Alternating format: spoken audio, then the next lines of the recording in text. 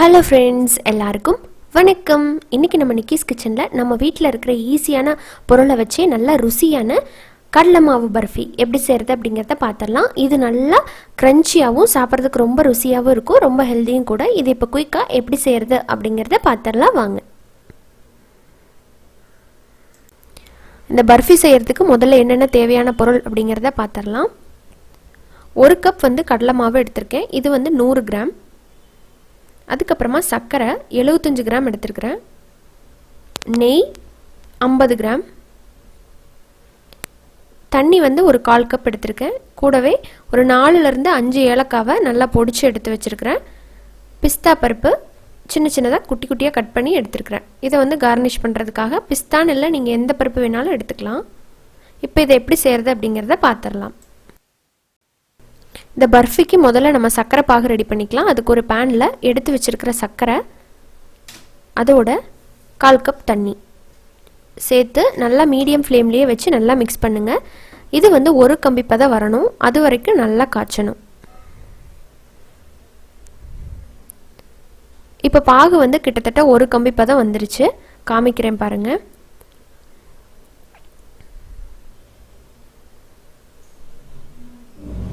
So இந்த மாதிரி எடுத்து பார்த்தீங்கன்னா 2 விரலுக்கு நடுவில் ஒரு கம்பி மாதிரி ஃபார்ம் ஆகுது பாருங்கள். இது மாதிரி வரணும். இந்த ஸ்டேஜ் வரைக்கும் விட்டிங்கன்னா தான் பர்ஃபி நல்லா செட் ஆகும். இப்போ இதில் நம்ம எடுத்து வச்சுருக்கிற ஏலக்காய் பொடியை சேர்த்து நல்லா மிக்ஸ் பண்ணி ஓரமாக வச்சிடலாம்.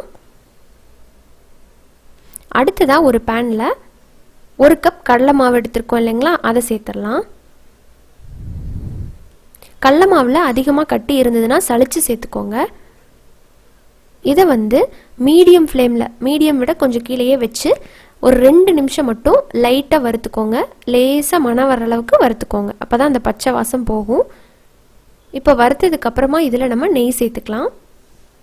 50 கிராம் நெய்யை ஊற்றிடலாம்.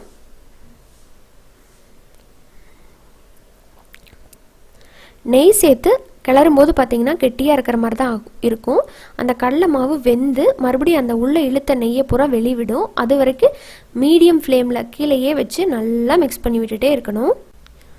ஸோ இப்போ பாருங்கள், நம்ம சேர்த்த நெய் எல்லாமே அப்படியே வெளிவர ஆரம்பிச்சிருக்கு. நல்லா தண்ணி மாதிரி வர ஆரம்பிச்சிருச்சு.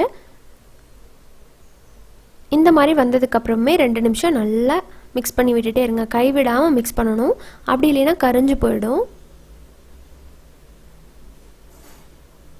எவ்வளோ கெட்டியாக மாவு இருந்ததுனாலும் நம்ம சேர்த்த நெய்யெல்லாம் இப்படி கடைசியில் அப்படியே வெளிவரும்.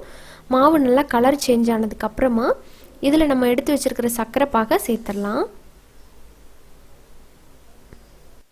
சர்க்கரை பாகு சேர்த்துட்டு நல்லா கைவிடாமல் நல்லா மிக்ஸ் பண்ணுங்கள்.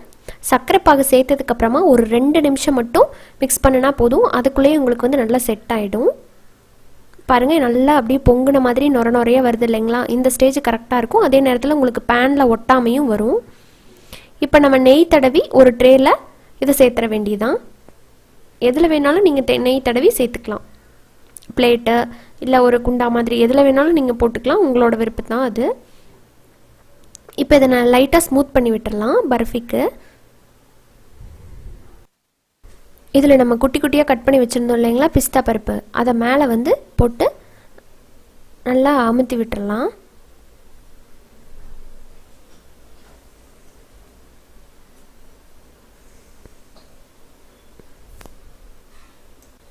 இது கொஞ்ச நேரம் செட் ஆகி ஆறட்டும். அதுக்கப்புறமா நம்ம பீஸ் போட்டுக்கலாம். இப்போ பாருங்கள், கொஞ்ச நேரத்தில் ஆறிடுச்சு. இப்போ நம்ம பீஸ் போட்டுடலாம். இப்போ கம்ப்ளீட்டாக ஆறல, லைட்டாக தான் ஆறி இருக்கு. இந்த டைம்லேயே நம்ம பீஸ் போட்டு வச்சிடணும்.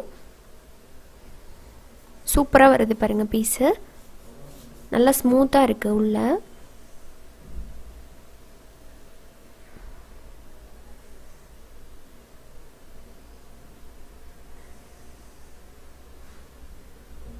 எந்த ஷேப் உங்களுக்கு பிடிச்சதோ அந்த மாதிரி நீங்கள் கட் பண்ணிக்கலாம். நான் கிட்டத்தட்ட ஸ்கொயர் ஷேப்பில் தான் போடுறேன். ரொம்ப கம்மியான குவான்டிட்டி தாங்க நான் செஞ்சுருக்கேன். மொத்தமே 9 பர்ஃபி தான் வந்திருக்கு. ஸோ பாருங்கள், சூப்பராக வந்திருக்கு நம்ம பர்ஃபி. இப்போ பர்ஃபி நல்லா உடச்சி காமிக்கிறேன் பாருங்கள். சூப்பராக இருந்ததுங்க. ரொம்ப கெட்டியாகவும் இல்லை, ரொம்ப கொல கொலன்னு இல்லாமல் நல்லா டக்குன்னு உடையிற மாதிரி சூப்பராக இருந்தது. பார்த்தீங்களா? நல்லா டேஸ்ட்டாக இருந்தது. இந்த 9 பீஸே எங்களுக்கு வந்து 4-5 நாள் கிட்ட நாங்கள் சும்மா கொஞ்சம் கொஞ்சமாக வச்சு சாப்பிட்டோம். 4-5 நாளுக்கு அப்புறம் கூட உங்களுக்கு இதே மாதிரி நல்லா கரெக்டாக ஃபஸ்ட்டே எப்படி இருந்ததோ அதே மாதிரி தான் இருந்தது. நல்லா ட்ரை எல்லாம் ஆகவே இல்லை. ஸோ பாகோட பதம் வந்து கரெக்டாக நீங்கள் காய்ச்சினீங்கன்னா சூப்பரான கடலை மாவு பர்ஃபி நீங்களும் செய்யலாம். உடம்புக்கு ரொம்ப ஹெல்தி தான் இது. ஸோ ட்ரை பண்ணி பாருங்கள். மைசூர் பாக்கை விட இது வந்து இனிப்பு கொஞ்சம் கம்மியாக தான் இருக்கும், சாப்பிட்றதுக்கும் கொஞ்சம் க்ரன்ச்சியாக இருக்கும். ஸோ டேஸ்ட்டாக இருக்கும். ட்ரை பண்ணிவிட்டு உங்களோட ஃபீட்பேக் சொல்லுங்கள். பிடிச்சிருந்தா லைக் பண்ணுங்கள். யூஸ்ஃபுல்லாக இருக்குன்னு நினச்சிங்கன்னா ஃப்ரெண்ட்ஸ் அண்ட் ஃபேமிலியோட நிறைய ஷேர் பண்ணுங்கள். அண்ட் மறக்காமல் நம்ம சேனல் நிக்கிஸ் கிச்சனை சப்ஸ்கிரைப் பண்ணிக்கோங்க. சப்ஸ்கிரைப் பண்ணிவிட்டு பார்த்தீங்கன்னா ஒரு பெல் சிம்பிள் வரும், அதையும் கிளிக் பண்ணிக்கோங்க. அப்போ தான் நான் இனிமேல் போடுற வீடியோஸ் வந்து உங்களுக்கு உடனுக்குடனே ஒரு நோட்டிஃபிகேஷனாக கிடைக்கும். என்னோடய வீடியோ எல்லாமே நீங்கள் மிஸ் பண்ணாமல் பார்க்க முடியும். இன்னொரு இன்ட்ரெஸ்டான அன்ஹெல்த்தியான ரெசிபியோடு உங்களை சீக்கிரமாக வந்து வெயிட் பண்ணுறேன். அது வரைக்கும் நன்றி, வணக்கம்.